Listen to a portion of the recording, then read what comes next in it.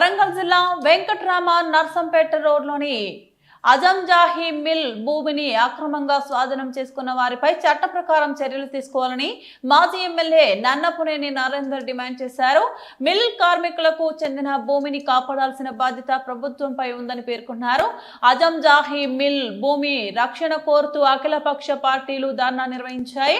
ఈ ధర్నాలో BJP, CPI, CPM, BRS, IFTU, ప్రజా సంఘాల నాయకులు, కార్మికులు పాల్గొన్నారు. ఈ సందర్భంగా మాజీ ఎమ్మెల్యే నన్నపునేని నరేందర్ మాట్లాడుతూ మిల్ కార్మికుల భూమిని అక్రమంగా స్వాధీనం చేసుకున్న వారి నుంచి వెంటనే స్థలాన్ని తిరిగి స్వాధీనం చేసుకుని కార్మికులకు అప్పగించాలని ప్రభుత్వాన్ని కోరారు.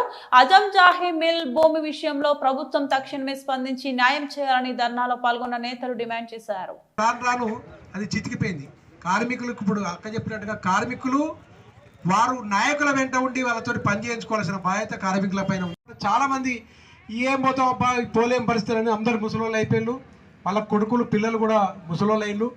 అయినా కానీ ఆ రోజు జయప్రకాశ్ నారాయణ గారు తీసుకున్నటువంటి ఆ యొక్క ఉద్యమంలో కూడా నా ముందున్నటువంటి సోదరి బంధువులందరికీ నా యొక్క నమస్కారాలు. అదేవిధంగా 318 మంది ఎవరైతే కార్మికులు ఉన్నారో వారికి నష్టమైనటువంటి ప్లాట్లను ఏ విధంగా ఇప్పించాలి ఇప్పుడున్న ప్రభుత్వంతో అని కూడా ఈరోజు నిర్ణయం జరిగింది.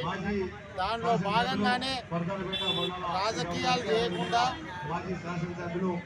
దీని మీద ఒకరిపై ఒకరు నిందలు వేసుకోకుండా నిజాలను వెలికి తీసి కార్మికులు ఎవరి వల్ల నష్టపోయారు అన్నది ఒక ముఖ్యాంశం అయితే, రెండవ అంశము కార్మికులకు మార్చి 31వ తారీఖు వరకు ఇప్పుడున్నటువంటి ప్రస్తుత ప్రభుత్వము కనుక స్పందించకుంటే ఏప్రిల్ 1వ తారీఖున వ్యక్తిగత నిధులతోనే ఇక్కడ 4 రూముల భవనాన్ని నిర్మించాలని కూడా ఈరోజు నేను వ్యక్తిగతంగా కూడా దీన్ని అన్ని ప్రజా సంఘాల మధ్యన దీన్ని ప్రతిపాదన చేయడం జరిగింది.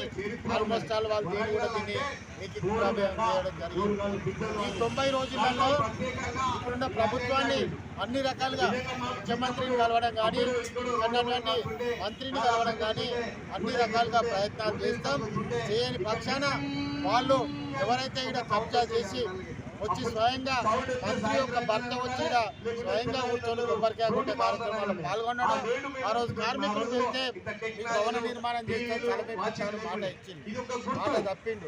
సంవత్సరం అయింది కాబట్టి మేము కూడా ఇంకొక 3 నెలలు టైం ఇస్తున్నాం. ఆ తర్వాత ఈ యొక్క తప్పిన మాటను వరంగల్ తూర్పు నియోజకవర్గాల ప్రజల దగ్గరికి ఏ విధంగా తీసుకుపోవాలో తెలుసు. ఆ రోజు కార్మికులకు ఆశ చూపెట్టి అందరి మీద నిందలేసి ఓట్లు అందుకొని ఈరోజు